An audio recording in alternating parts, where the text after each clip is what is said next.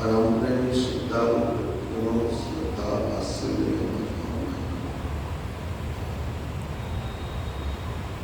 यहाँ सुखराम महाराज की वाणी में सुखविलास ग्रंथ का सत्संग हो रहा है। इस ग्रंथ के अंदर भजन करने की सारी विधियां महापुरुषों ने बताई। ठीक ठीक ये ग्रंथ साधक की समझ में आ जाए और फिर वो भजन करे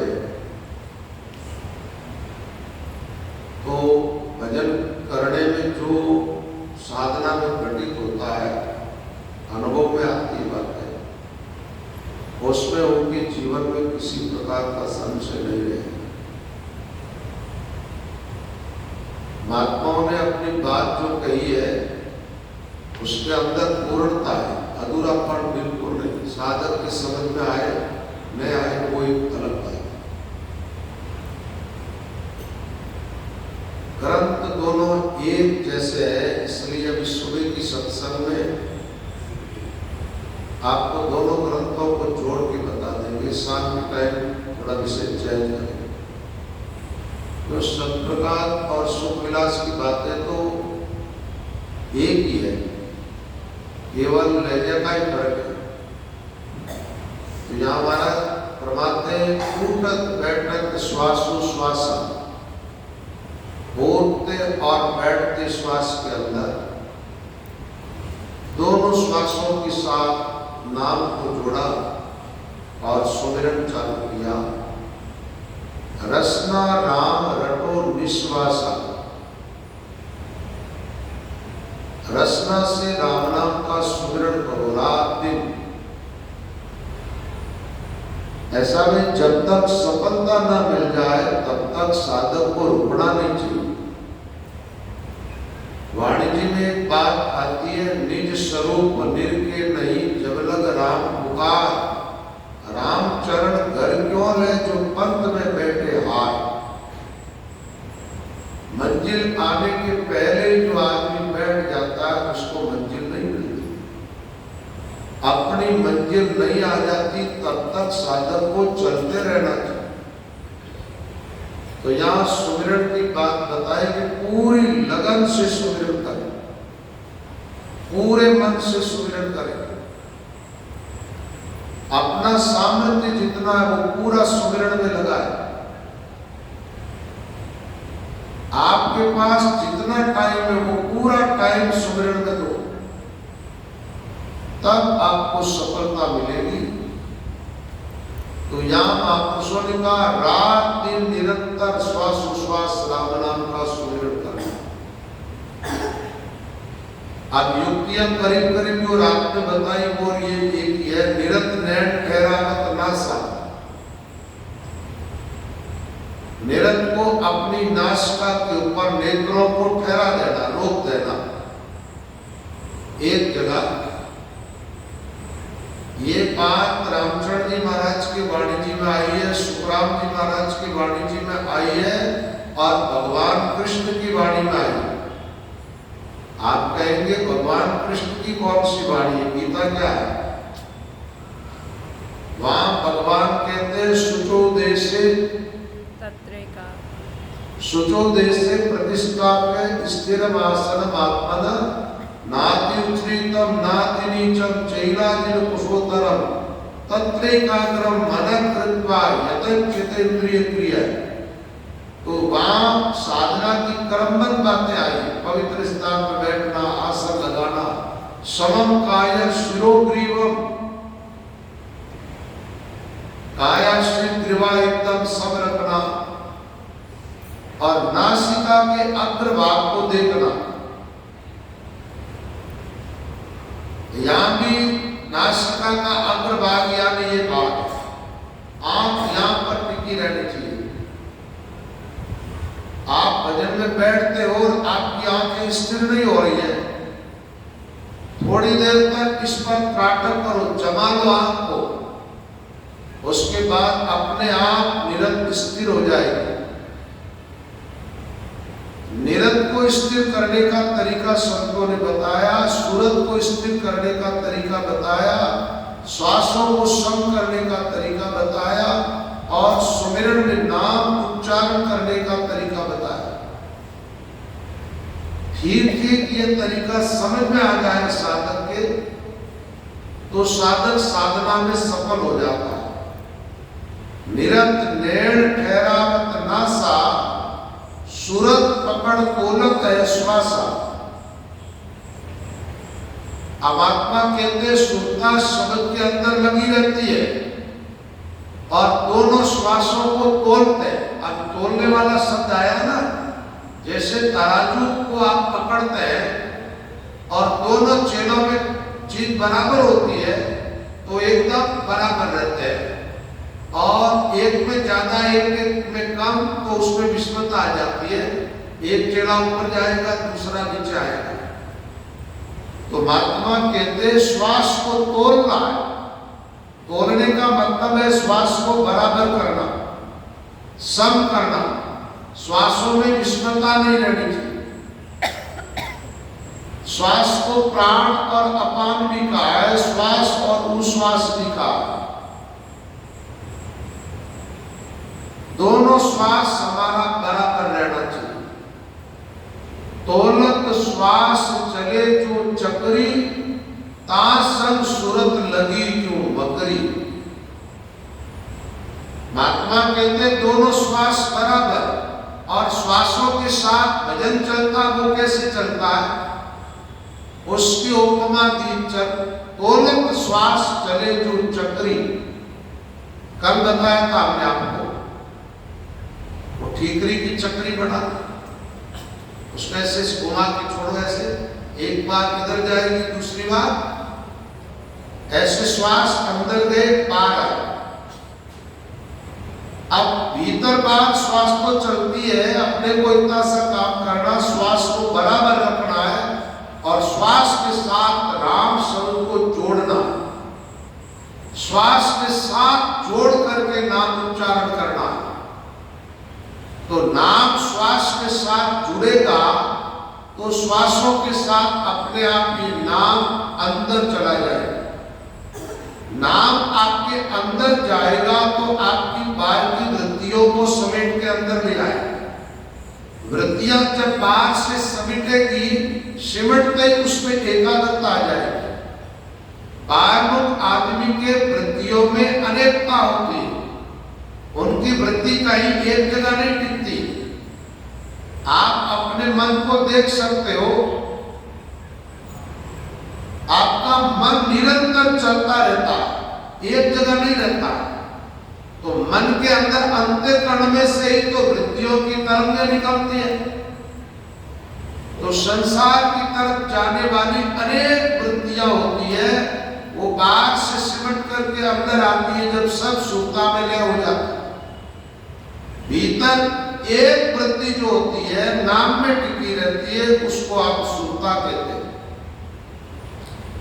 सुरता का दूसरा अर्थ ये होता है, अंतःकरण की जो अन्य वृत्तियां हैं वो अंतःकरण की है। सुरता को आत्मवृत्ति भी कहा गया, इसको एक दूसरे शब्दों में आत्मदृष्टि भी कहा गया। अभी इसी अंक के अंदर आएगा देह के साथ सूरत की आंखियां। आंख खुलती है सुरता की, सुरता भीतर कुछ देखने लगती है। तो पहले सुरता क्या करती है, जब शब्द में लगती है तो बाहर वृत्तियां सब सिमट जाती है, एकाग्रता बन जाती है। साधन में जब एकाग्रता बनती है तो साधन को शांति मिलती है, सुख मिलता है। उसके दिमाग से जो तनाव है वो दूर होता है, उसको एक आनंद की अनुभूति होने लगती है। वो भजन करते हैं तो उसमें रस आने लगता है। तो तोलत श्वास चले जो चक्री, तासन सूरत लगी जो मकड़ी। मकड़ी जो जाला बनाने वाली होती है ना, वो उसके तार के साथ जुड़ी रहती है। आप उसको ऐसे फेंक दो तो उसके मुंह के तार जो है, उस तार के आधार पर उसको जहां आना हो वहां आ जाती है। जैसे मकड़ी तार से जुड़ी रहती है, ऐसे हमारी सुरता शब्द के साथ जुड़ी रहनी चाहिए और शब्द श्वास के साथ जुड़ा रहना चाहिए। श्वास दोनों बराबर रहना चाहिए, तो भजन में रस आने लगेगा। सूरत जब छोड़ देती है शब्द को, तो आपको भीतर जो रस आ रहा है, आनंद आ रहा है, वो बंद हो जाता है। हमारे संतों ने कहा, सूरत शब्द के आंतरो जबलक घट में हाण, धोरा में बम्बी गिरी तो कैरो सुनबो जा। और सूरत और शब्द का मेल नहीं हुआ है तो नुकसान हो रहा, हानि हो रही। एक दृष्टांत देकर के बताया किसान का।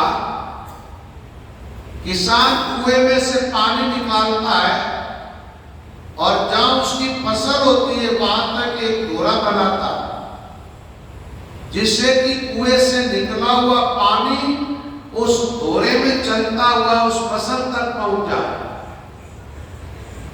किसान कुएं में से पानी निकाल रहा है फसल तक पहुंचाने के लिए, लेकिन वो डोरा बीच में से फूट गया तो पानी निकल जाएगा, फसल तक पानी पहुंच नहीं पाएगा। फसल तक पानी नहीं पहुंचेगा, फसल हरी भरी नहीं रहेगी। ऐसे महात्मा कहते, सूरत जब शब्द को छोड़ देती है तो हम जो गतिमान होते हैं भीतर की तरफ, अंतर यात्रा हमारी चालू होती है। हम अपने आप में चलते हैं और चल करके निरंजन निराकार ब्रह्म तक पहुंचने का प्रयास करते हैं। जब सूरज शब्द को छोड़ देते हैं तो वो यात्रा में हमारे रुकावट आ जाती है, वहीं हम ठहर जाते, फिर आगे नहीं बढ़ पाते। आप गाड़ी लेकर के कहीं निकलते हो, रास्ते में चलते चलते आपके गाड़ी का टायर पंचर हो गया, तो गाड़ी वहां ठहरती है। पंचर निकालने के बाद या स्टेपनी बदल करके फिर आप आगे चला। तो सूरत ने शब्द को छोड़ा, वहां पर आप रुक गए, आपका भजन आगे नहीं बढ़ रहा है, तो वापस सूरत शब्द का मेल करो, सुरता को शब्द के साथ जोड़ो। सूरत शब्द मन पवन मिलाई, श्वासो श्वास राम में उड़ाए। तो भजन करने वाले साधक श्वासोश्वास भजन करते हैं, तो जैसे मकड़ी तार से जुड़ी रहती है, ऐसे उनकी सुरता शब्द के अंदर लगी रहती है। मनवा करे पवन सु मेला, सूरत शब्द दोनों भय मेला। कहते इस प्रकार साधक जब साधना करते हैं तो उनका मन जब स्थिर होता है वो श्वास में मिल जाता। मनवा करे पवन सु, पवन नाम भी श्वास का ही है।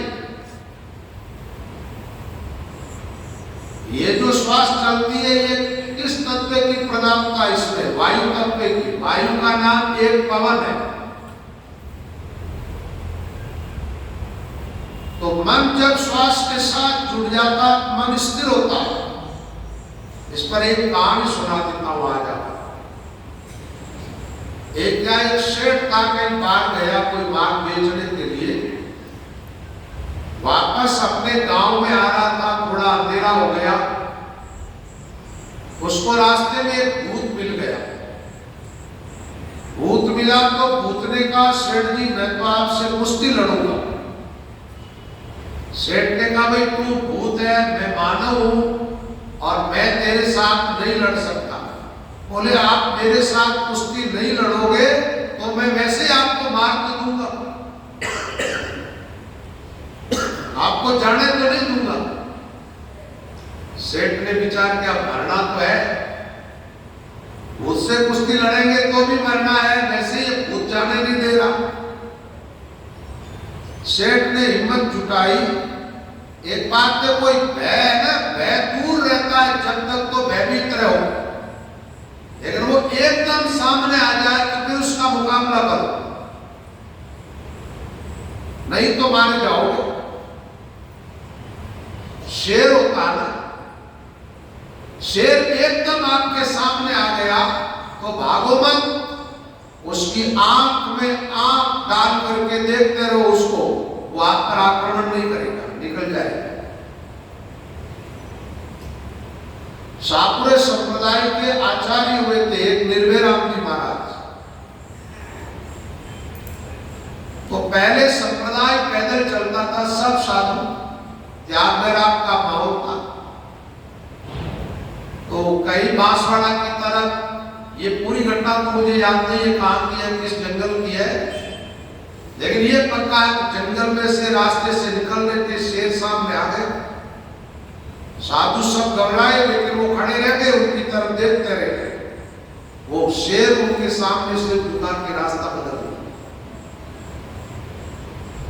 तो भय जब तक दूर रहे तब तक ठीक है भय भी, लेकिन सामने आ गए तो मुकाबला करो। शेर तैयार हो गया, भूत जैसे पास में आया तो शेर ने ये सुन रखा था, बोले भूत की चोटी पकड़ने पर भूत काबू में आ जाता। वो तो जैसे उसके पास गए और पहला काम यही किया, भूत की चोटी पकड़ ली। अब चोटी पकड़ने पर भूत काबू में आया। अब भूत कहने लगा मुझे छोड़ दो।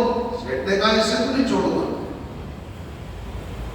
तो भूत ने कहा तुम जो चाहो वो करवा लो मुझसे, लेकिन मेरी चोटी छोड़ दो। वो सोट ने कहा कि तुझे मेरा नौकर बनकर के रहना पड़ेगा, मैं जो काम बताऊं वो काम मेरा करना होगा। बोले मंजूर है, जो कहोगे वो काम आपका मैं करता रहूंगा, लेकिन एक मेरी शर्त है, जिस दिन मेरे पास में और कोई काम नहीं होगा, आप मुझे काम नहीं बताओगे, उस दिन मेरा काम यही होगा कि मैं आपका ही काम तमाम कर दूंगा। सेठ ने कहा मेरे कोई काम की तो कमी नहीं है। वो इसमें भूल में थे कि भाई ये भूत है, ऐसा कुछ सोच नहीं पाए। सेठ ने उस भूत की चोटी छोड़ दी। अब काम बताए तो वो तुम्हारा महीने का काम एक दिन में कराए, दिन भर का घंटे भर में, घंटे भर का घंटा में, भूत है वो। और आके सेठ जी सामने खड़ा हो जाए, काम बताओ, काम बताओ। अब सेठ बड़ी चिंता में पड़ गया, विचार क्या रही है, इसको जब काम नहीं बताऊंगा तो मुझे मार देगा। तो धीरे धीरे वो दुबला होने लगा, सूख गया। एक दिन कोई एक महात्मा आए, उनसे पूछा, और महात्मा जी ने उपाय बता दिया। बोले सेठ काम तो मैं ऐसा बता दूंगा तेरे भूत के लिए कि वो कभी पूरा नहीं होगा। बोले महाराज बड़ी कृपा होगी। बोले तुम अपने घर के सामने एक बांस को रोक दे, बड़ा लंबा बांस, काम करवा ले भूत से और उसके एक डोरी बांध दे, और वो आए तो कहना अब यही काम, इस पे चढ़ो और उतरो, चढ़ो और उतरो। सेठ ने वैसा ही किया। भूत आया तो कहा कि अब इस पे चढ़ो और उतरो। अब ये चढ़ने उतरने वाला काम कभी पूरा होता है? पूरा नहीं हुआ। तो आखिर वो भूत हार गया और कहा सेठ मुझे माफ कर दो, मैं न तुझे मारूंगा न तुम्हारे रास्ते में कभी आऊंगा, मुझे छोड़ दो। तो सेठ ने कहा मुझे भी तेरी गरज नहीं है, तू जा। फिर उस भूत को छोड़ा। कहानी तो सुन ली आप लोगों ने। इसका सारांश ये है, ये शरीर रूपी जो बांस है, श्वासों की डोरी चल रही है इसके अंदर। मन रूपी भूत से कहो कि इन श्वासों पे उतरे और चढ़े। श्वास के साथ मन जुड़ेगा, मन की चंचलता अपने आप खत्म हो जाएगी। यह अभ्यास जितना प्रबल होगा उतना ही आपका मन शांत होता जाएगा, और एक दिन ऐसा आएगा आप जिंदे रहोगे और आपका मन मृत्यु को प्राप्त होगा। और संतों ने कहा मन को मार मरेगा कोई, परम धाम में वासा हुई। मन का माया चोर मरे, लग 84 घटवे धरे। मन को मार के मरेगा, उसको परम धाम मिलेगा। मन मारने का उपाय क्या है? श्वासोश्वास भजन। मन वश करण उपाय, नाम बिन दूजी ना नाम आवे मन माई, पायल को साधन किया मूढ़ी बदे उपाय, राम चरण जे मन वश करे तो राम मंत्र को साथ। मन को वश में करनी चाहते हो या मन को मारनी चाहते हो, देखो पहले मन वश में होता है। सबसे पहले क्या होता है, आप भजन में लगते हो और मन को श्वास के साथ जोड़ते हो तो मन पवित्र होता है। वो पवित्र मन फिर आपके वश में हो जाता, आप जैसा चाहो वैसा करने लगता। अभी मन लोगों के काबू में कहां है? जहां आप चाहो वहां मन लगता नहीं है, तो मन आपके काबू में कहां है? मन के वश में जो लोग हैं उन आत्माओं को जन्मना पड़ता है, मरना पड़ता है, बार बार जन्मना, बार बार मरना।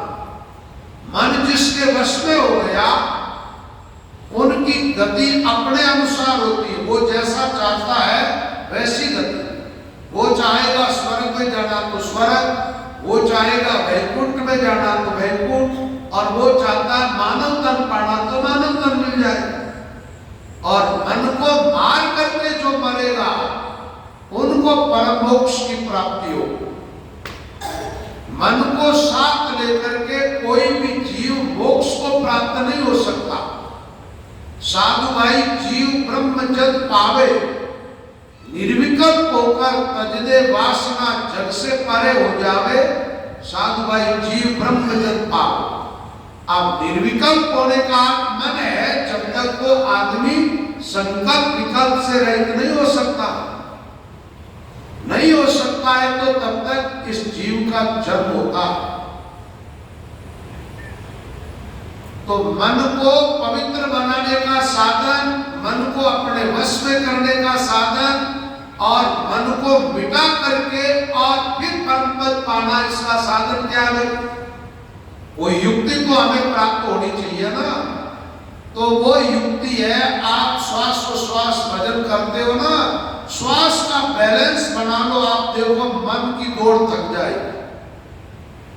श्वास के साथ राम शब्द चलता है, इससे मन पवित्र होता है। और मन की पवित्रता ही हमारे अंतःकरण की पवित्रता है। मन की पवित्रता ही हमारी आत्मा की पवित्रता है।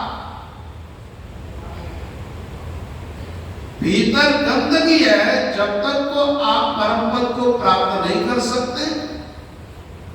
उसका उपाय प्रेम का पानी, नाम का साबन, दो मिल ताता टूटे।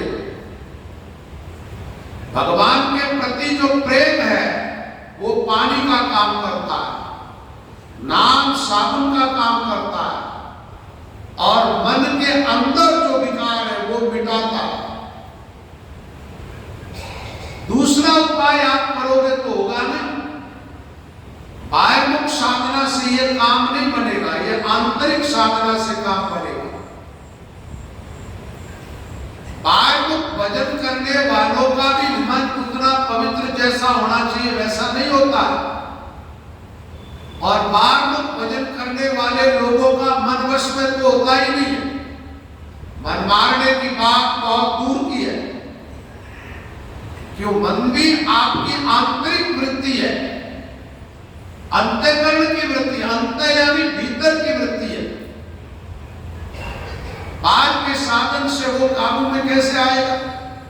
और भाई जो चीज जहां पर है, बीमारी जहां है वहां तक वो औषधि पहुंच ही नहीं पा रही है, फिर वो रोग मिटेगा कैसे? और रोग को मिटाने के लिए जरूरी है कि जहां रोग है, जहां व्याधि है, वहां तक औषधि का पहुंचना जरूरी है। औषधि पहुंचेगी तो बढ़ते हुए रोग को रोकेगी और धीरे धीरे धीरे उस रोग को खत्म करेगी। इसलिए आप आंतरिक भजन करोगे, साधना करोगे, तो आपका मन एकदम पवित्र होगा। तो यहां महापुरुष फरमाते, मनवा करे पवन सु मेला। अपना मन जो है वो किसके साथ जुड़ा है? मेला करने का अर्थ क्या होता? मिलना। वो किससे मिला? आप श्वासोश्वास भजन करते हो, लयबंद, तब मन श्वास के साथ जुड़ता है। प्रथम लय रसना लगे, रामचरण निश्वास, और रसना के बाद में आगे का काम बनता है। सूरत शब्द दोनों भय बेला, मन श्वास के साथ जुड़ा हुआ है और सूरत शब्द के साथ जुड़ गई। तो सूरत और शब्द बेला होने का मतलब, आपने दूध में पानी मिला दिया, पानी मिलाने के बाद वो दूध किस में मिला या पानी किस में मिला? पानी दूध में मिल गया और दूध पानी में मिला है। ऐसे सूरत शब्द में मिली है और शब्द सुरता के अंदर। तो सूरत और शब्द दोनों एक हो गए, मन श्वास में और श्वास मन के अंदर। इनका मिलन हुआ तो सुरता बाहर जाएगी नहीं, मन में चंचलता रहेगी नहीं।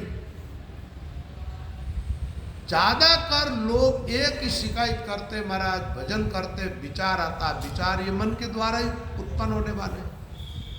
और उपाय जो महात्माओं ने बताया बिल्कुल सरल। अरे भाई श्वास तो आप ले रहे हो, सब श्वास लिए बिगर तो आप जिंदे नहीं रह सकते। करना क्या आपको अपने दोनों श्वास को ठीक बराबर करके और इसके साथ राम शब्द को जोड़ना है। ये साधन कठिन भी नहीं है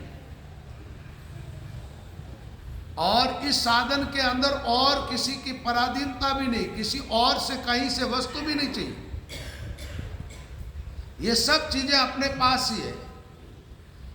अपने ये जो बॉडी के अंदर, शरीर के अंदर जो चीजें हैं उनको व्यवस्थित करना और कुछ नहीं करना, ध्यान की गहराइयों में जाने के लिए। फिर महात्मा लोग कहते हैं, या साजन रसना गुण गावे, अमृत चाक बहुत सुख पावे। इस प्रकार साधना करते हुए साधक रसना से जो नाम सुमिरन करते हैं उसको अमृत पीने को मिलता है। क्या मिलता है? अमृत चाक बहुत सुख पावे। छोटा मोटा सुख नहीं, सुख 3 प्रकार का होता है। लौकिक कितने प्रकार का होता है?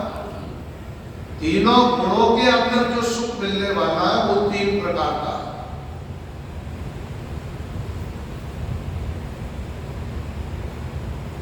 यदग्रे विष्णु परिणामे अमृतोपम तत्सुखम सात्विकम प्रोक्तम आत्मबुद्धि प्रसादजम। सात्विक सुख वो है जो साधन काल में तो थोड़ा विष जैसा लगता है, कड़वा लगता है, लेकिन उसका परिणाम जो निकलता है वो बड़ा मीठा निकलता है, वो अमृत जैसा निकलता है। वो ध्यान में आत्मा के प्रसाद से मिलने वाला सुख है, आत्मबुद्धि प्रसाद। जब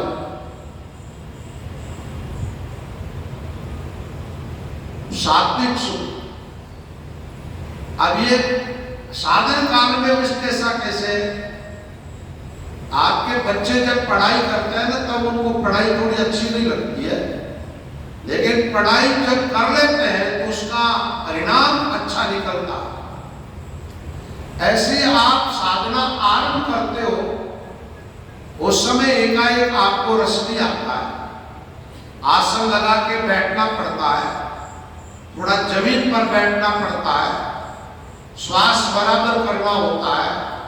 आरंभिक साधन में थोड़ी कठिनाई साधक को महसूस होती है, लेकिन ठीक से साधन कर लेता है तो बड़े अच्छे सुख की अनुभूति होती है उसको। और दूसरा राजस सुख है, विषय इंद्रिय संयोगा यदग्रे अमृतोपम परिणामे विस्मृत सुखम राजसम स्मृतम। विषय और इंद्रियों के संयोग से मिलने वाला जो सुख है वो भोग काल में साधक को अमृत जैसा लगता है, लेकिन उसका परिणाम विष के जैसा निकलता है।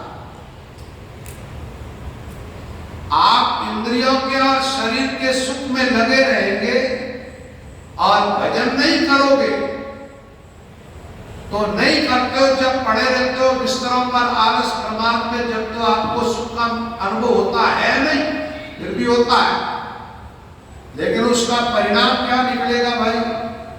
बिना भजन की आत्माएं किधर जाएगी? तो ये सात्विक राजस तामस सुख जो बताया गया है शास्त्रों में, उससे विलक्षण सुख शांति साधक को प्राप्त होती है अपने आप में ध्यान के द्वारा। और यह अमृत की बात आई है ना, अमृत चाक बहुत सुख पावे। अमृत चखने का अर्थ होता है कि भीतर जो जो गहराई में जाते त्यों त्यों परम शांति का साधक को अनुभव होता है। अमृत यानी मिठास, रस आने लगता है, शांति मिलने लगती है। अमृत चाक बहुत सुख पावे, कोई छोटा मोटा सुख नहीं। अरे भाई अभी तो साधना आरंभ हुई है और आरंभिक काल में भी उसको सुख मिल रहा है। ये भजन साधन जो है ना, ये अन्य कर्मों की नहीं है। जैसे कोई आदमी यज्ञ करता है, यहां यज्ञ करो, धन खर्च करो, हवन करो, धुएं से आंखें फोड़ो और यहां कुछ भी नहीं मिलना, फिर मरो, मृत्यु के बाद में स्वर्ग में जाओ तो कहीं सुख मिलेगा। अन्य जितने भी साधन है उनका फल कालांतर में मिलता, लेकिन ये भजन वाला जो सुख है, इसका जो फल है वो तत्काल मिलता साधन। इधर आप भजन करो, शांति पाओ, राम सुख का सागर है। भजन करते हुए जैसे अंतर्मुख होते हो तो आप उस सुख के सागर में प्रवेश पा लेते हो। सुख का सागर राम जी, दुख का भंजन हार, राम चरण तजिए नहीं भजिए बारंबार। राम सुखों का सागर है। मनुष्य के जीवन के सारे दुखों को राम मिटा देता, दुख का भंजन हार। ऐसे राम के नाम का सुमिरन निरंतर करना चाहिए।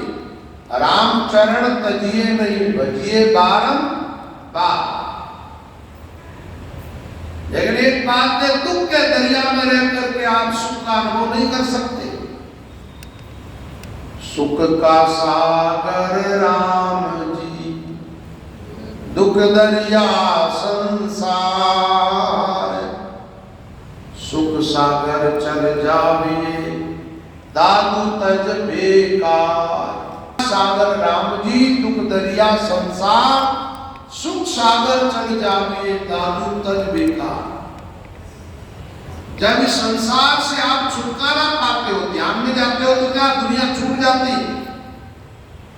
और ध्यान की गहराई में जो साधक नहीं जाता है, वो चाहे घर बार परिवार धन संपत्ति सब छोड़ने के बावजूद भी वो संसार में ही रहता, सब कुछ छोड़ देता, फिर भी वो संसारी है। और आदमी चाहे जिस वेशभूषा में हो, चाहे जहां कहीं भी रहता, वो अंतर्मुख हो गया, अपने आप में चला गया, उसको संसार से छुटकारा मिल जाता है, दुख दरिया से निकल जाता है, वो सुख के सागर में प्रवेश पा लेता है। तो इस प्रकार जो युक्ति बताई महात्माओं ने, आसन लगा करके बैठना, श्वास दोनों बराबर रखना, सूरज समझ का मेल होना, निरंतर को स्थिर करना, इस साधन से आप भजन करोगे तो आपको अमृत की प्राप्ति होगी। थोड़ा थोड़ा आगे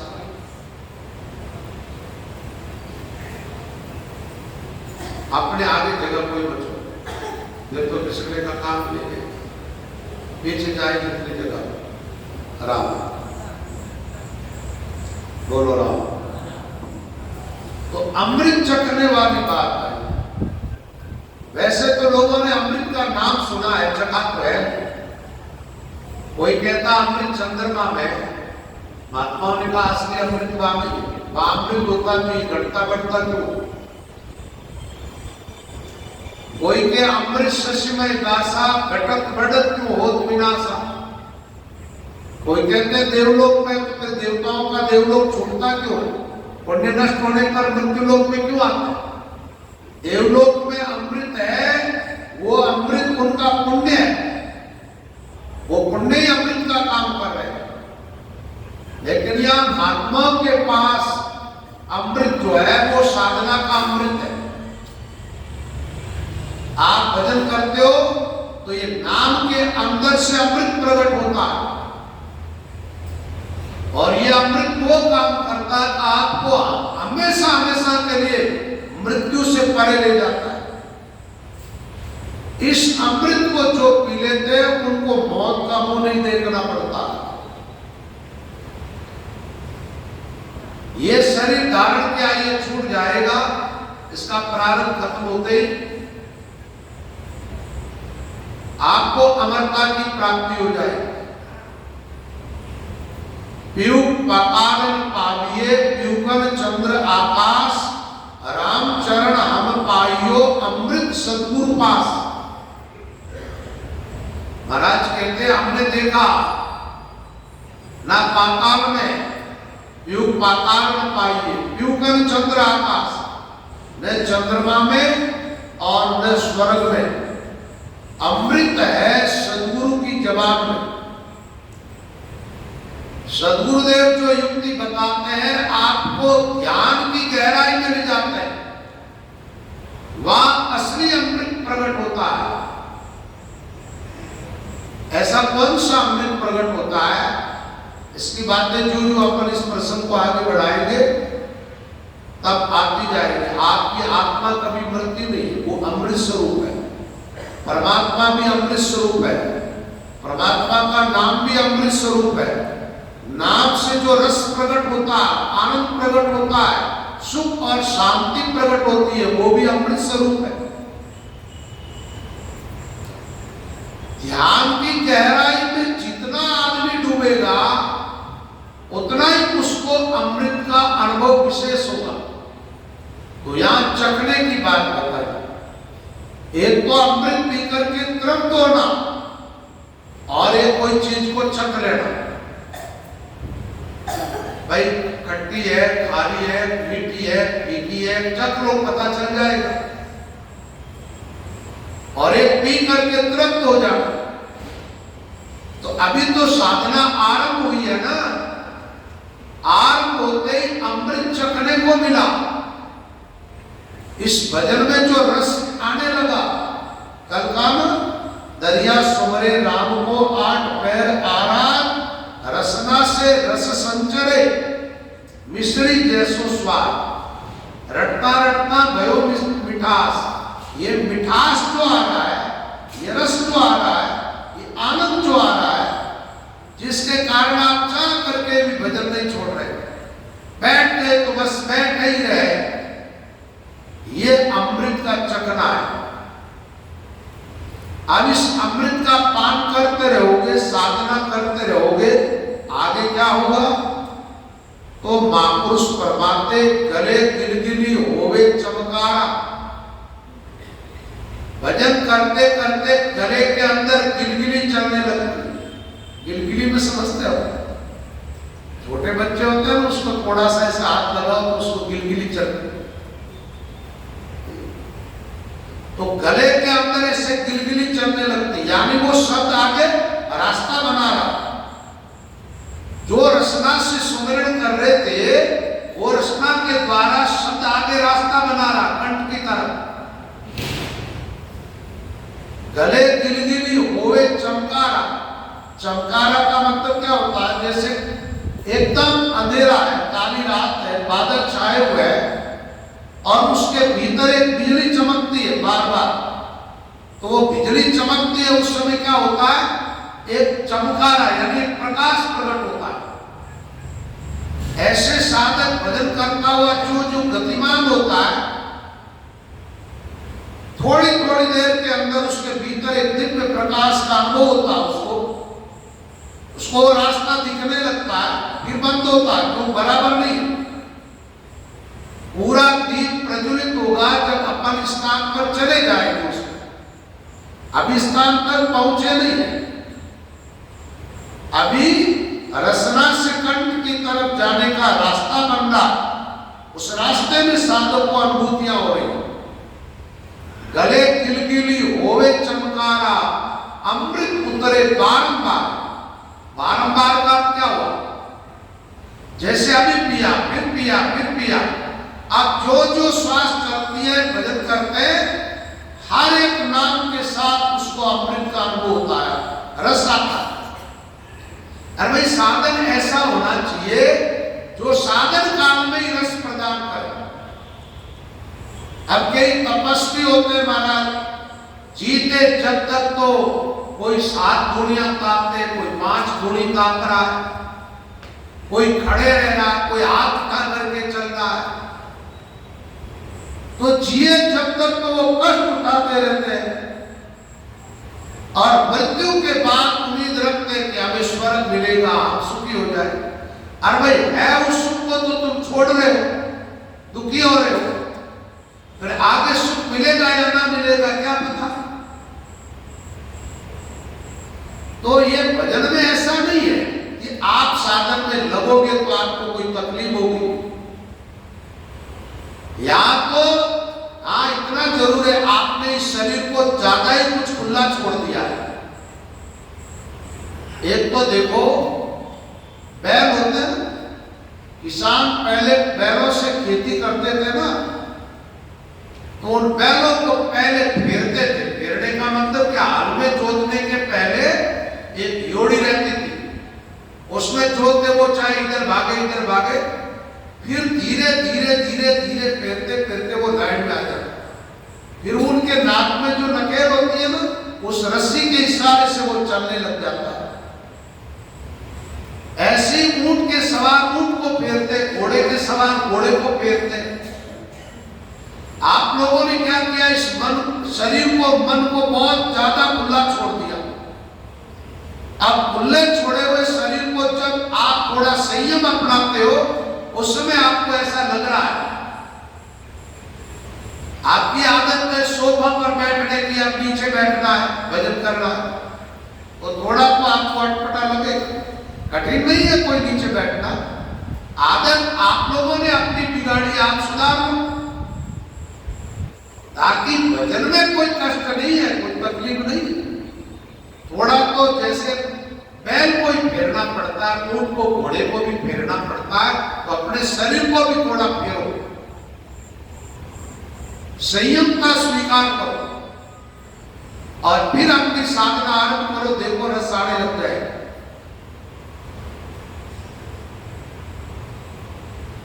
ताकि साधना में, साधन काल में रस बताया, रटता रटता भयो विकास। और आप लोग कई बार कहते हो, बोले महाराज जैसा बताया गया वाणी में और जैसा सुनते ऐसा हमारे अनुभव में नहीं आता। इसका वाणियों का दोष है, बताने वालों का दोष है, आपका है, ये देखना पड़ेगा। क्या वाणियों में जिस प्रकार की युक्ति बताई, वो युक्ति आपने स्वीकार की? महात्मा जिस प्रकार सुमिरन करने की बात कहते हैं, वैसे ही आप सुमिरन करते हो और फिर भी रस नहीं आ रहा, तो आप शिकायत कर सकते हो। और महात्माओं के बताए हुए रास्ते को आप स्वीकार ही नहीं करते हो, उनके अनुसार साधन करते ही नहीं हो, और फिर रस नहीं आ रहा, उसके दोषी आप खुद हो। क्योंकि आप संतों की वाणी का आदर नहीं कर रहे हो, संतों की, गुरुजनों की आज्ञा का पालन नहीं कर रहे हो। संतों ने कहा श्वासोश्वास नाम का सुमिरन करो, सही ढंग से बैठो, ये युक्ति तो पूरी आपको बता दी गई है। इसके अनुसार भजन करोगे तो साधन काल में, आरंभ में ही आपको रस आने लग जाए। आरंभ में स्थानों की प्राप्ति होने के बाद तो हर एक स्थान पर विलक्षणताएं प्रकट होती जाएगी। वो स्थानों का महत्व नहीं, स्थान तो है अभी भी,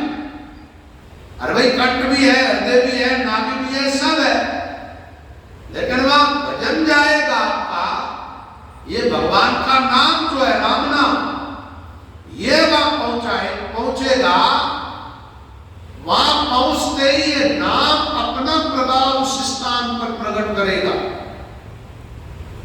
नाम और स्थान दोनों जुड़ेंगे तो उस जगह का महत्व प्रकट हो जाएगा। तो यहां बात यह आई कि अमृत उतरे बारंबार,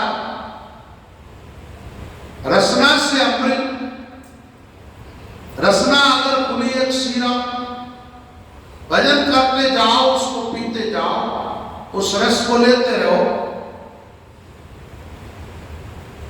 अमृत क्षीर चली एक धारा, उपजा प्रेम भया पतियारा।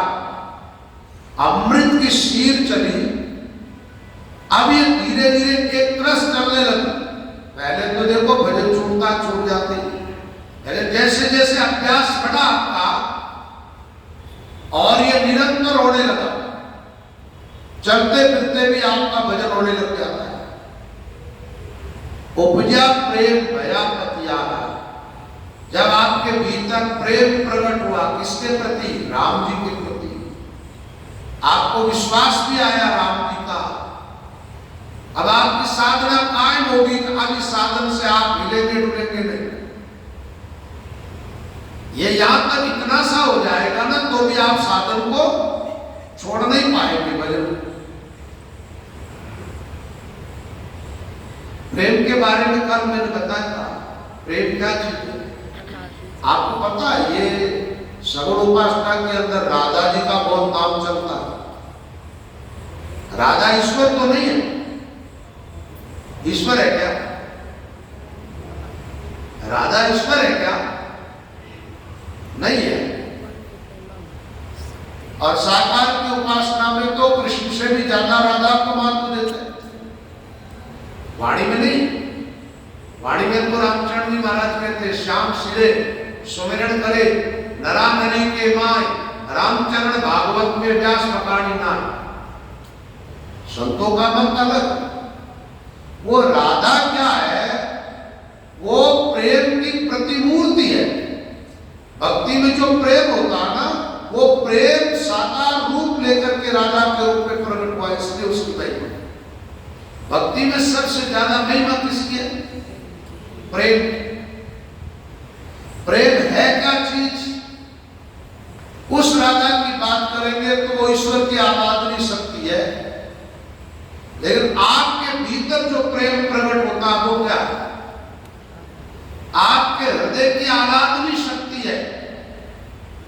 उस प्रेम में ईश्वर के प्रति अनुराग बढ़ता है। अनुराग से आराधना होती है, आराधना से रस प्रकट होता है भीतर। तो हृदय इनको आप है नहीं, हृदय सबके पास है। तो पूर्ण निष्ठा के साथ आप सुमिरन करेंगे तो आपके हृदय के अंदर ईश्वर के प्रति प्रेम प्रकट हो जाएगा। उपजा प्रेम भया पतियारा। पतियारा का क्या होता? प्रतीत आना, विश्वास आना, भरोसा हो जाना। भय प्रतीत रट्यामित रामा, रात दिवस नहीं पल विश्राम। विश्वास हुआ, रात दिन राम नाम का सुमिरन किया, बीच में छोड़ा नहीं। विश्राम का मतलब क्या? अरे भाई मंजिल आने के पहले विश्राम थोड़ा ही करना है। निरंतर राम नाम का सुमिरन करते रहे, रात दिवस नहीं पल विश्राम। लगन लगेगी तो ऐसी लगेगी, लगाओ लगन ऐसे क्या हो मैं बखान जैसी कामी कामा दीन जैसे प्रधानम में चोर है। वाकई नाम दिया, जैसे मीन और पानी अलग करो तो मच्छी तड़पने लग जाती है। ऐसे कोई साधक का भजन छुड़ाए तो उसको स्वाद आ नहीं। चमक चमक नाड़ी सब चमके, चमक चमक मनोडर चमके। ये चमक चमक ये क्या चीज होती है? इसको अब बाहर कोई उदाहरण के लिए मुझे शब्द नहीं दिखाई दे रहा है। कभी आपका कोई अंग फड़कता है, ये तो आपको महसूस होता है, कोई अंग फड़कता है तो ऐसे भीतर भजन चलता है ना, तो जिस नाल से ये भजन चल रहा है, अपने शरीर के अंदर दो नाल है, एक शंख नाल, एक पंख नाल। तो भजन जब आरंभ होता जाता है तो किस नाल से जाता है? शंख नाल से। तो उस नाल के अंदर जैसे कोई अंग फड़कता है, होता है महसूस, ऐसे साधक को महसूस होने लगता है। इसलिए कहा जमक जमक, नाड़ी सब जम के, नाड़ियों के अंदर इस प्रकार की हलचल होती है। और ये चमकने वाली बात फिर से आई। एक तो जैसे कोई चमकीली चीज हो, और एक जैसे कोई आदमी एकदम चमक के उड़ता। कभी कभी कोई डरता है, कोई कई बच्चों में ऐसा होता है। ऐसे भजन करने वालों की ऐसी लगन होती है कि उनको थोड़ा आलस आ गया, सो गए, तो एकदम चमक करके उठते हैं और पश्चाताप करते हैं कि समय व्यर्थ चला गया। मनोडर चमके, ये सारी चीजें हैं जो भजन करने की गति को बढ़ाने वाली, पूरी लगन के साथ भजन करने वालों की बात है। अरे भाई, ऐसे कोई बातों के बदले में राम जी थोड़े मिले। संतों ने भजन में कहा है, बातों से भक्ति नहीं बढ़े, छांडो चतुराई, कागों का हंस ना बढ़े, जब लग डूब जाए। पूरी लगन से भजन करोगे तब सफलता मिलेगी। अब इसमें आपका कुछ जाता तो है नहीं, भजन करना और लाभ अनंत ही हो रहा है। अभी तो शुरुआत है। शीतल लहर सकल तन कांपे, रात दिवस निद्रा नहीं जा, महात्मा कहते हैं। शीतल लहर, शीतल भई सबई काया, काया जो है, आप भजन करोगे सही एकदम ध्यान लग जाएगा, स्थान पर केंद्रित हो जाओगे, उस समय शरीर शीतल होने लगेगा। भीतर ग्रह और बाहर से शरीर ठंडा, ऐसी कई प्रकार की छोटी छोटी घटनाएं साधक के जीवन में घटित होती है। तन में शरीर में कंपकमी आना, रोमांच होना, शरीर एकदम ऐसे थर्राने लग जाना, ऐसी कुछ घटनाएं घटित हो तो साधक को समझना चाहिए ये भजन का ही चमत्कार, उसमें घबराए जैसी कोई बात है। रात दिवस, यहां बड़ी अच्छी बात बताई महात्माओं ने कि रात दिन भजन में लगे रहते हैं, नींद लेने की भी इच्छा नहीं होती। लेकिन अब शरीर है, महात्माओं ने कहा नींद घड़ी दो चार की बात भी लागे खारी, तनरो भाड़ो जान दिया मिल लगे नकारी। शरीर को स्वस्थ रखने के लिए वो साधक नींद लेते हैं, नींद और आलस में पड़े रहते हैं, पूरे सावधान रहते हैं।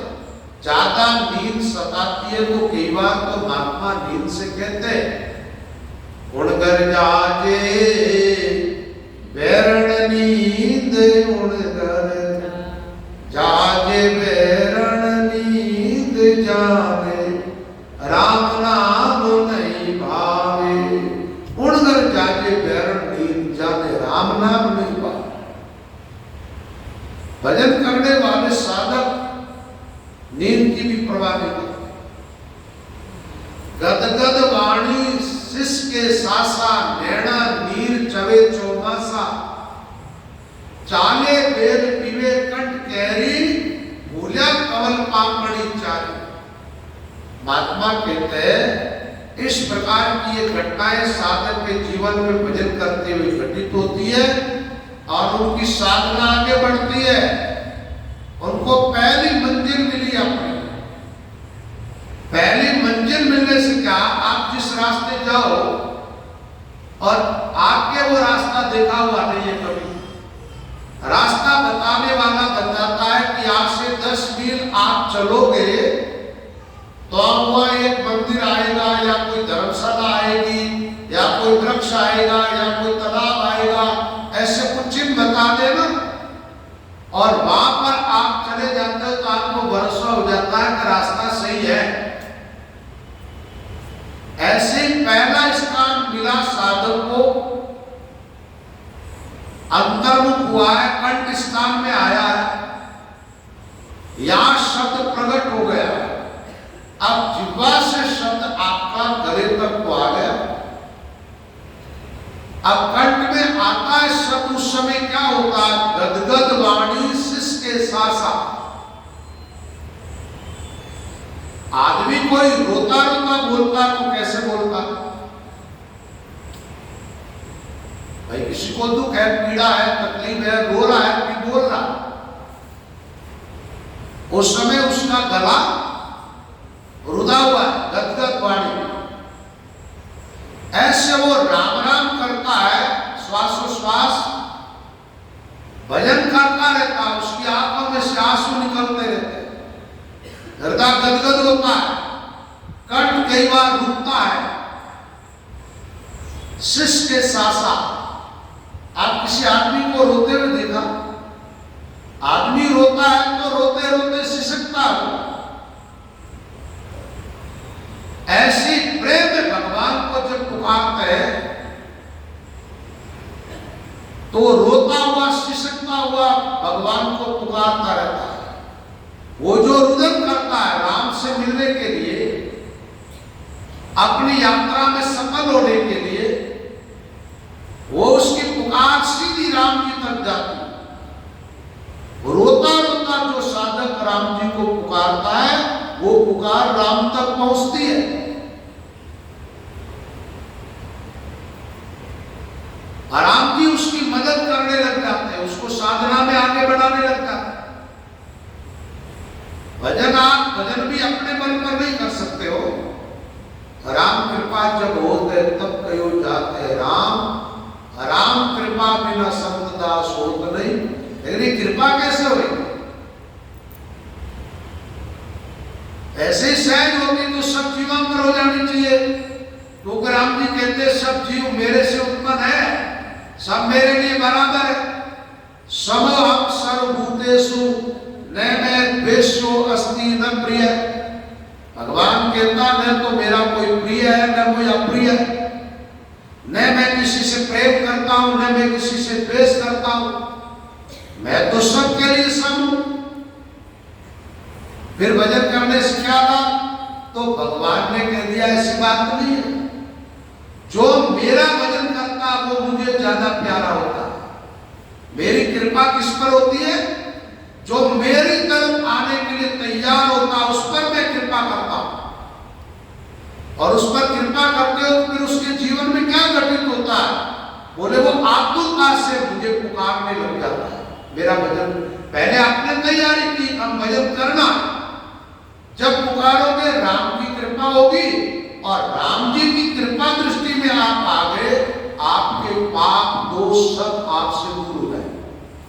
सूर्य जिस ब्रह्मांड में आता है, इसकी किरणा जहां तक पड़ती है वहां तक के अंधकार को ये मिटा देता है। और जो ब्रह्मांड सूर्य के सामने नहीं है उसका अंधकार नहीं मिटता। रात्रि में पृथ्वी उसके सामने नहीं होती है तो क्या होता है? रात होती है। और जैसे सूर्य की किरण धरती पर आती है, रात का अंत हो जाता है। भगवान की कृपा दृष्टि में आते ही साधना अपने आप आगे बढ़ने लगती है, पाप को साधक के दूर हो जाते हैं, साधक एकदम पवित्र हो जाता है। रामायण में ये चौपाई आप लोगों ने सुनी होगा, विभीषण की शरणागति वाली कि सन्मुख होई जीव मोई जबे जन्म कोटि अगर नासे कभी। अब सन्मुख होने का क्या हुआ? अरे भाई आत्मा अंदर है, भीतर आत्मा में परमात्मा की व्यापकता है, उस परमात्मा की तरफ हमारी साधना, हमारी सोच उधर हुई है तो अब किसके सन्मुख हुए? साधन करते हुए, भजन करते हुए अंतर्मुख होना, इससे ही अर्थों में राम के सन्मुख होना। ताकि तो बात करते हैं और सन्मुख होते ही सब पाप नष्ट हो जाते हैं। साधन रहते नहीं। तो भजन करते हुए यहाँ तक आते हैं तो भगवान की कृपा दृष्टि में आ जाते हैं, आप संताप मिट जाते हैं, रो रो के पुकारते उसे। कल एक बात बताई थी आप, ब्रह जलाया कर्म वन, हमारे कर्म तो एक घने वन का ही था, छोटे बड़े जंगल में कई तरह के वृक्ष होते हैं ना, ऐसे हमारे कई तरह के पाप थे, लेकिन वो सारे पाप मिट गए। कब? जब आप इस साधना में लगे, कंठ स्नान तक आपकी साधना आई, ब्रह्म प्रकट हुई, आप रो रो के ईश्वर को पुकारने लगे, सारे पाप ताप से मुक्ति मिली। गदगद वाणी शिष के सासा, नैना नीर चवे चौमासा। ये महात्मा जोधपुर की तरफ के थे। किधर के थे? सुखराम जी महाराज का गांव जो है गिराई गांव, वो जोधपुर डिस्ट्रिक्ट में। उनके गांव से आगे चारों तरफ गांव में रेगिस्तान जैसा, उधर मकान ज्यादातर झोपड़े होते हैं। झोपड़ा में जब बरसात होती है ना, तो झोपड़े ऐसे तीखे होते हैं, घास के बने हुए। बरसात का पानी उस घास के ऊपर से ऐसे टप टप टप नीचे टपकता है ना, उसको कहते हैं चौना। चौने का ये भी होता है जैसे छत में से पानी निकलता। ऐसे साधक भजन करता रहता है, उसकी आंखों से आंसू निकलते रहते। ब्रेक टप। कई लोगों को देखा आप लोगों ने, जो भजन करते हैं उनकी बातें हैं, नहीं भजन करने वालों को पता ही नहीं है कि घटनाएं क्यों घटित हो। लेकिन जो भाई बहन श्वास विश्वास भजन करते हैं, उनमें कई बार आपने देखा होगा साधक बैठा है, आंख बंद है, श्वास विश्वास भजन कर रहा है और आंखों से उसकी पानी टपक रहा है, रुदन कर रहा है राम। ये ऐसी घटना जिस साधक में घटित होती है उसको बड़ा भारी लाभ होता है। चले बेल पीवे कंठ क्यारी, भूलिया कवन पाकड़ी चार। महापुरुष कहते बेल चली, जाने बेल पीवे कंठ क्यारी। बेल का अर्थ दोहरा होता है जिसमें पानी चलता है। रसना से ये रस आगे बढ़ा, किधर गया? कंठ स्थान। कंठ स्थान की उपमा क्या दी? जैसे कैरी। कैरी किसको कहते हैं? किसान खेती करते हैं, उस समय खेत को पानी पिलाने के लिए छोटी छोटी ऐसे पानी बना करके कैरी बनाते। जैसे एक में पानी भर गया फिर दूसरी में पानी छोड़ते हैं, उसको कैरी कहते हैं। तो भजन बढ़ा मुंह से और कहां पहुंचा? कंठ स्थान पर। चले बेल पीवे कंठ प्यारी। अब कंठ को ये भजन सींच रहा है, ऐसा माना। यहां आ गया, अच्छा यहां आया, कंठ को कैरी की उपमा दी है ना खेत की, तो इस कैरी को पिलाया किसने? राम शब्द ने। शब्द में से जो अमृत प्रकट होता उससे पिया, सींचा इसको। तो इसके अंदर एक कमल खिला। क्या हुआ? इस स्थान पर एक कमल खिला। अच्छा वो कमल तो पहले से था, वो जगह तो पहले से है, लेकिन राम शब्द जैसे ही वहां पर आया और वहां पर कमल जो खिला है, चाले पैर पीवे कंठ क्यारी, भूलिया कमल पाकड़ी चारी। अच्छा वो जो कमल खिला है पहले बंद था और अब खिला। जैसे सूर्य उदय होता है तो कमल खिलता है, ऐसे नाम रूपी सूर्य उदय हुआ कंठ कमल पर और कंठ का कमल खिल गया। ये कमल होता है ना, ये हर एक स्थान पर अलग अलग होते हैं और ये खिलते हैं तो शब्द इसके भीतर प्रवेश करता। फिर इसका अंदर से छेदन करके शब्द आगे के स्थान की तरफ जाता है।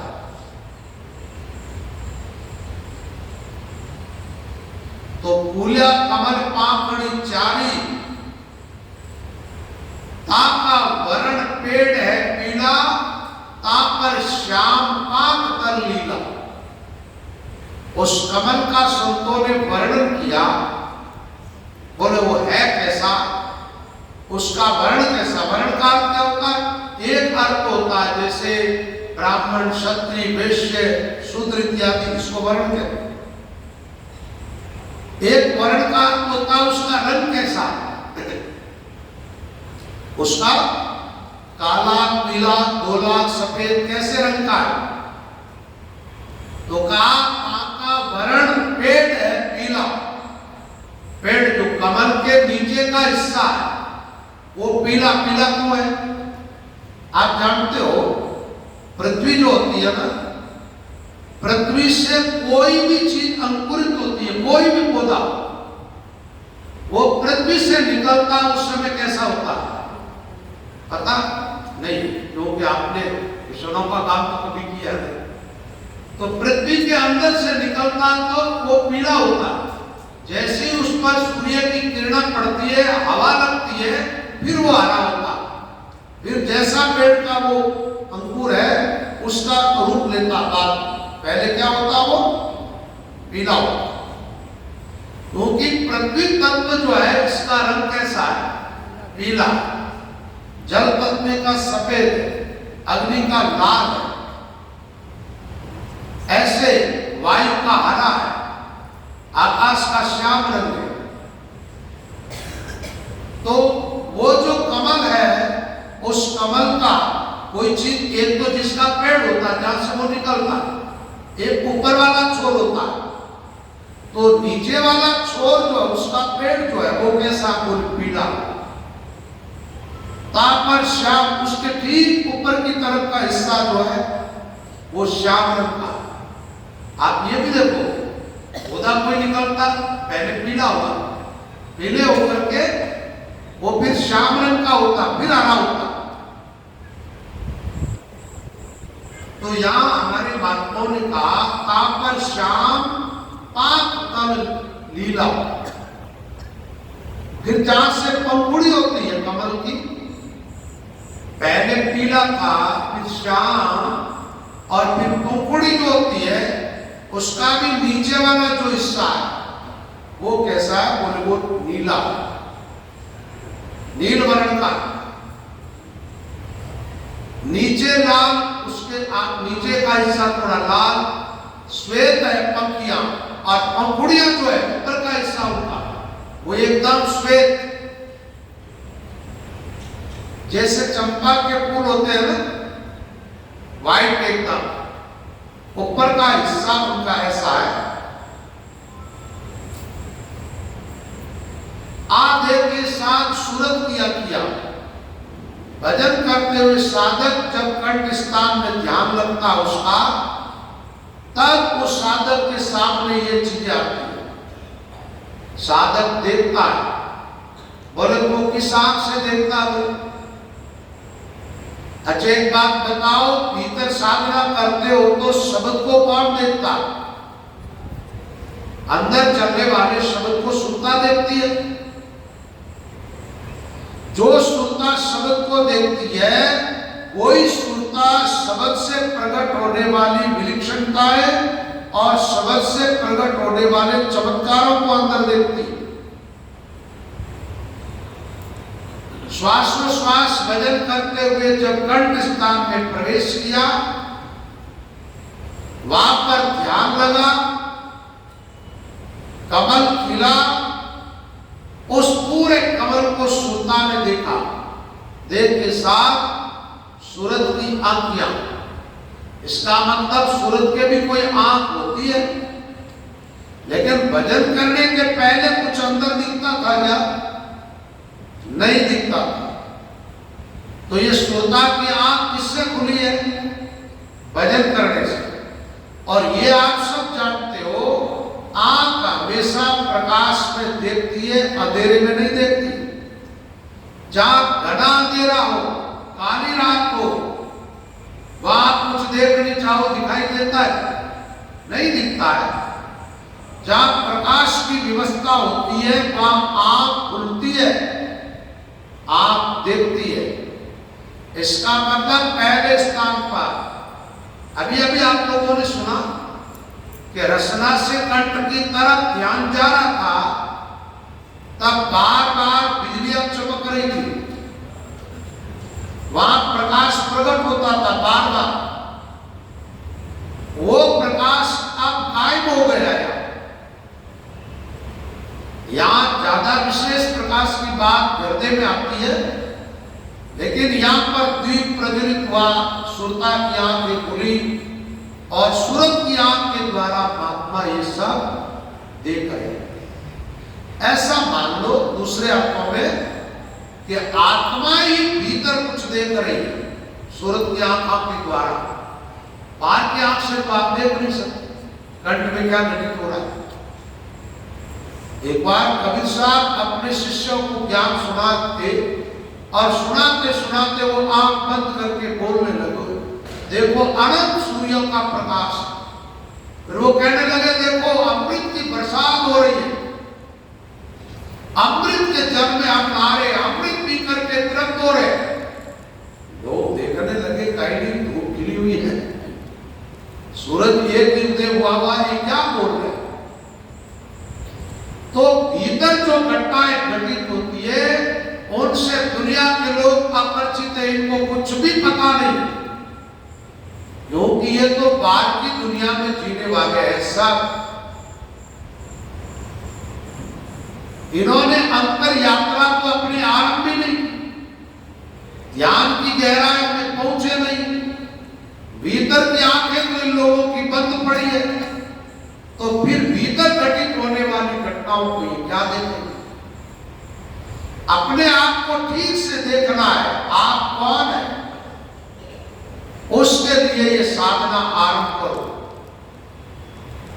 भजन में लोग फिर हमारे महात्माओं ने कहा, बीजे लाल से तय पकिया आधे के साथ सूरत की आंखियां, रसना राम रट्या एक मासा, तब हृदय में भया प्रकाशा। श्वासोश्वास सुदृढ़ करते हुए पहले कितना समय बीता वो समय नहीं बताया, लेकिन कंठ स्थान में ध्यान लगा तो महात्मा बताते हैं ये सब महात्माओं का अलग अलग है। सुखराम जी महाराज कहते 1 महीना तक यहाँ पर ध्यान करके भजन किया। किस स्थान पर? कंठ स्थान।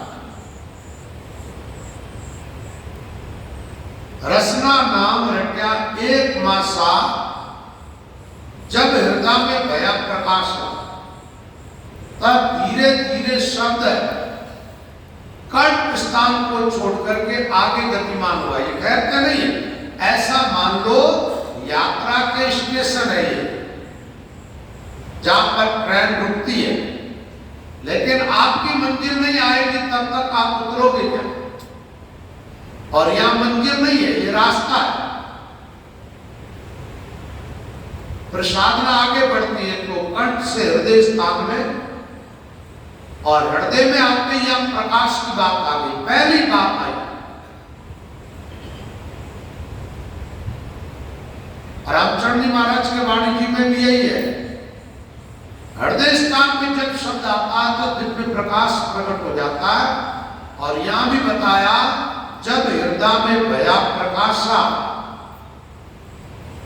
भया प्रकाश कमल जा भूलिया, प्रेम होद में हंसा झूलिया। महात्मा कहते हृदय में जब शब्द प्रवेश करता सबसे पहले तो प्रकाश प्रकट होता हो, दिव्य प्रकाश जो कंठ में था उससे और ज्यादा हुआ। हर एक स्थान की अलग विलक्षणता है और विशेषताएं बढ़ती जाएगी। इसको आप ऐसे समझे, आपका बच्चा मान लो 5वीं में पढ़ता है, दूसरी कक्षा में 6वीं में प्रवेश किया, 7वीं में, तो जो जो आगे बढ़ता है तो उसका नॉलेज बढ़ता रहता है, घटता है। बढ़ता। ऐसे हम जो जो साधना में आगे बढ़ते हैं, क्यों क्यों वो विलक्षणताएं बढ़ती जाती है।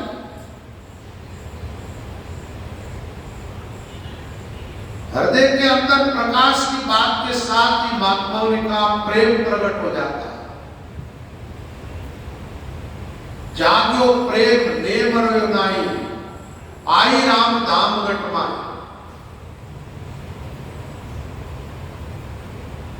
एक दिवस ऐसी बन आई, सबद सिर गयो हृदय माई। परम सुख हृदय प्रकाशा, जू रवि कीनो तम को नासा। बोले जैसे सूर्य उदय होता है तब यानी अंधकार को नष्ट कर देता है, ऐसे शब्द प्रकाश के अंदर हृदय का अंधकार दूर हो जाता है। यहां सहज सुमरण चालू होती है। सहज सुमरण किसको कहते हैं? आपने अभी पहले स्थान पर को भाई बैठना, आसन लगा के शरीर को सीधा रखना है, सूरज को शब्द में रखना है, मन को श्वास के साथ रखना है, श्वास को बराबर करना है, ये सारी बातें थी। यानी पहले स्थान पर नेम रख करके भजन करना पड़ता है। लेकिन प्रेम जब प्रकट हो जाता है तो फिर नेम की आवश्यकता रहती नहीं। नेम में भजन सीमित होता है, प्रेम में असीम होता है। नेम में तो आप जितनी देर बैठते हो उतनी देर होता है, और प्रेम प्रकट होता है तो निरंतर चालू हो जाता है। निरंतर चालू होता है, उसको सहज सुमरण कहते हैं। सोवत जागत दोरी लागी, वन बस्ती की शंका वागी। वो साधक चाहे बस्ती में रहे चाहे वन में, कोई फर्क नहीं पड़ता। जागो प्रेम नेम रयो नाई, आई राम धाम घटमाई। थोड़ा सहज सिमरन को समझ ले, सहज होने वाला। आपके भीतर श्वास चलती है, वो सहज चलती है, आप चलाते हो। जो क्रियाएं जिसके साथ आप जुड़ करके जो आप करते हो वो सहज नहीं। अपने आप जो क्रिया होती है शरीर के अंदर वो सहज। श्वास अपने आप चलती है, बोले हाँ। अच्छा, आपके हृदय की गति अपने आप चलती है, आप कुछ भी नहीं करते हो। अच्छा, भोजन पाने के बाद अन्न अपने आप पचता है, आप पचाते हो। आपकी नाड़ियों के अंदर रक्त अपने आप चलता है, आप चलाते हो। ऐसे सुमिरन अपने आप होने लग जाए।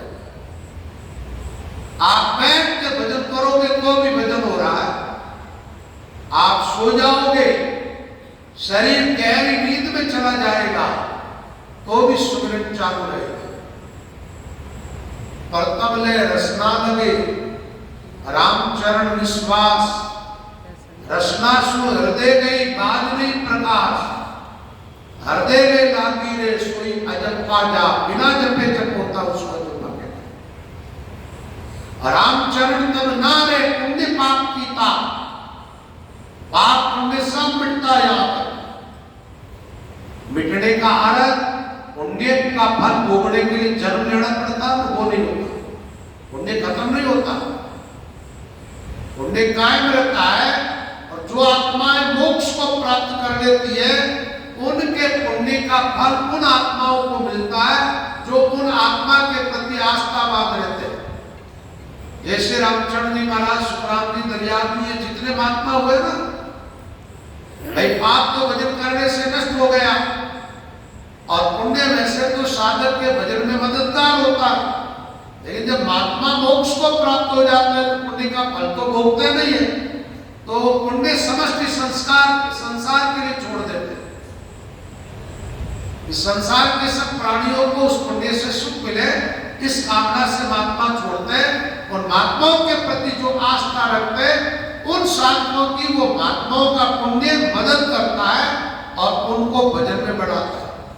इसीलिए तो हम लोग उन महापुरुषों के प्रति वफादार रहते हैं, उनके गुणगान करते हैं, उनका जय जयकार करते हैं, उनकी वाणियों का पूजन करते हैं, उनका नाम लेकर के हम प्रणाम करते हैं। तो उससे हमारे को भजन में बल मिलता है। इसलिए संतों के प्रति आस्थावान रहना चाहिए।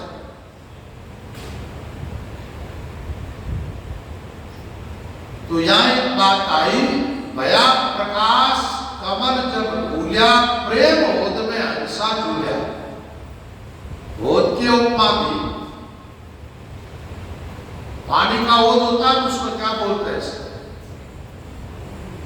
उन्हें ज्यादा एडस शब्दाओं में स्विमिंग पूल बोलते हैं, क्या बोलते हैं उसको? नहाने के लिए होता है।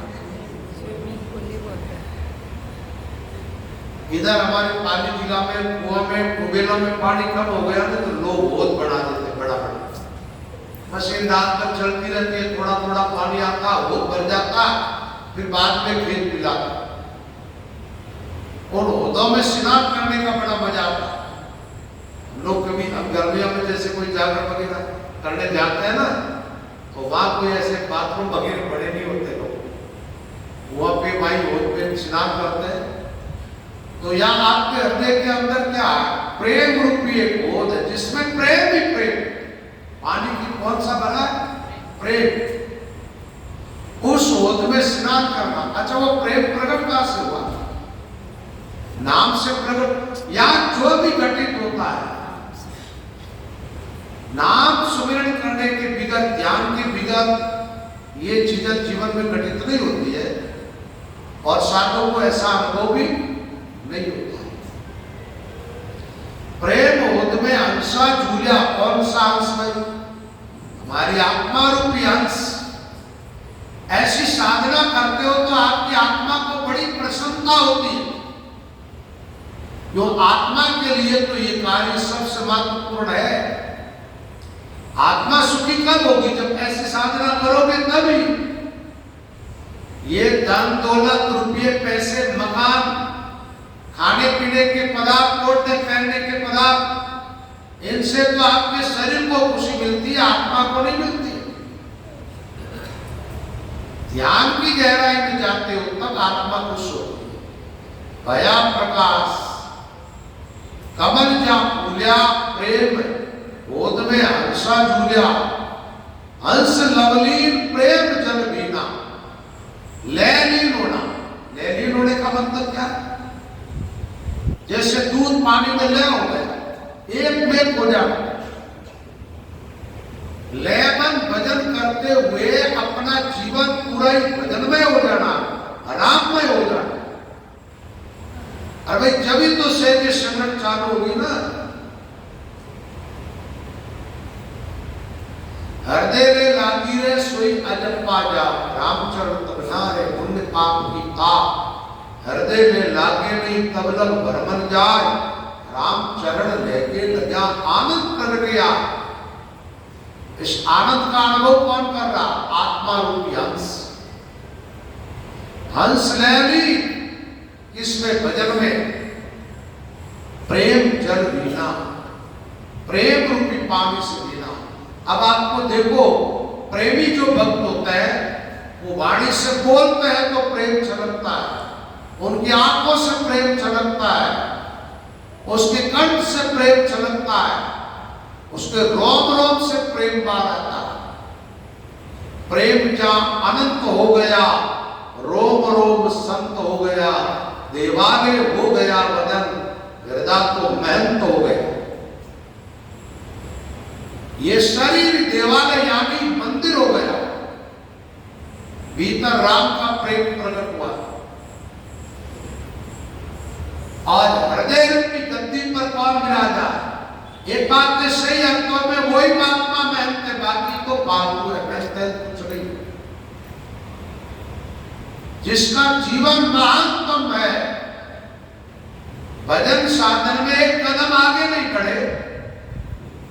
दुनिया कहती है महाराज बड़े, किस अर्थों में बड़े भाई? एक बात है, किसी पद आदि के कारण बड़े मानते हो तो फिर महात्माओं को मानने की कहां जरूरत है? कई ऊंचे ऊंचे पदों पर लोग बैठे।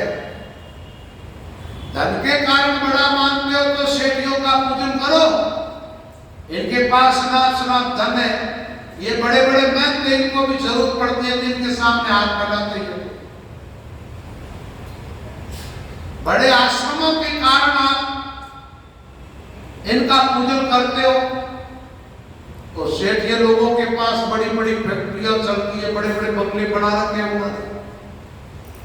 इन चीजों का महत्व नहीं है, महत्व है साधना का।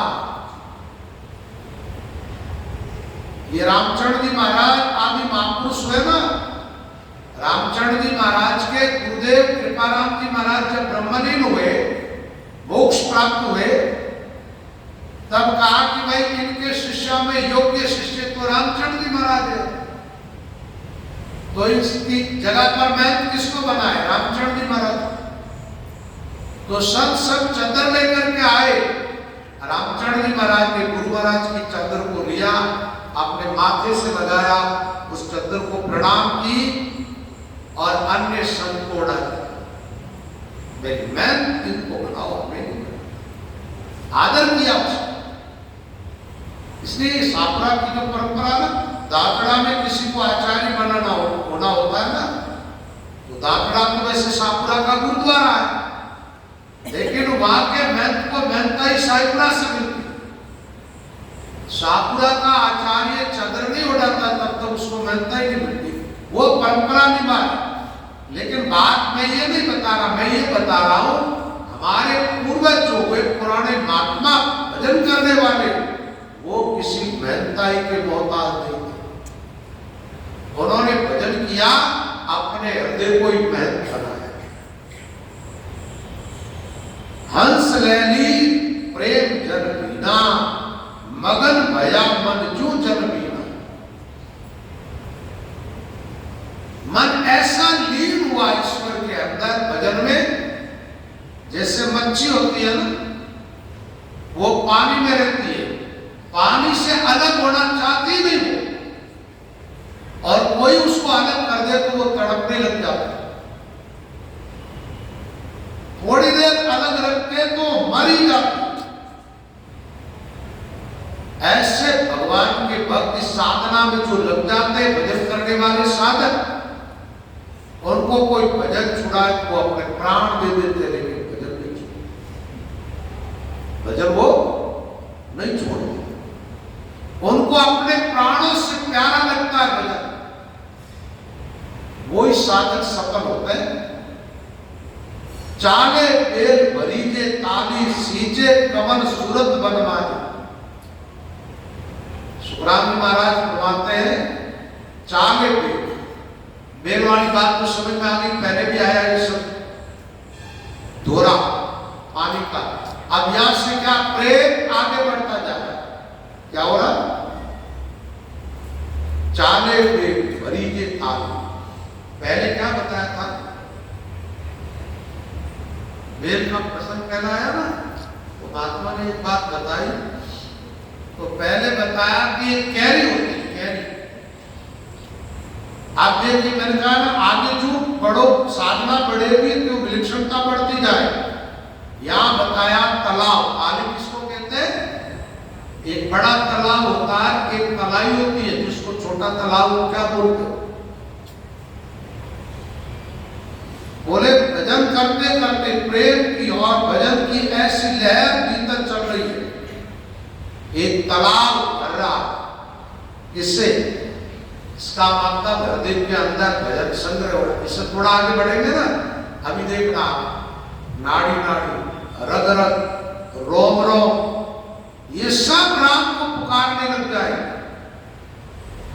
चाले बेल भरीजे ताली, सींचे कमल सूरत बनवा। ये अंदर जो कमल है उसको सींच रहे कौन? भाई माली होता है पानी देने वाला। यहां माली कौन है? बोले सुरता ही माली है। सूरज शब्द के साथ आगे बढ़ती जाती है और इन स्थानों का अनुभव साधक को होता जाता है। श्याम श्वेत जर्दी रंग बीचे, यहां 8 पंखुड़ी का कमल खिला है और उस कमल की कुछ पंखुड़ियां वगैरह महात्मा बताते हैं उनका रंग। बोले श्याम रंग, श्वेत जर्दी रंग किसको कहते हैं? ये तंबाकू के जो पत्ते होते हैं ना, उनका जो रंग होता है वैसा। जर्दी रंग बीजे हरिया वर्ण आंख के नीचे, और आंख के नीचे वाला हरा भरा रंग। इस प्रकार की अनुभूतियां साधक को होती है। अष्टापांक वर्ण है लाली, देत्या कमल भई कुशियाली। 8 पंख का कमल जिसका वर्ण लाल, देत्या कमल भई कुशियाली। जब हृदय स्थान के अंदर ऐसी अनुभूतियां हुई साधक को, बड़ी खुशी हुई।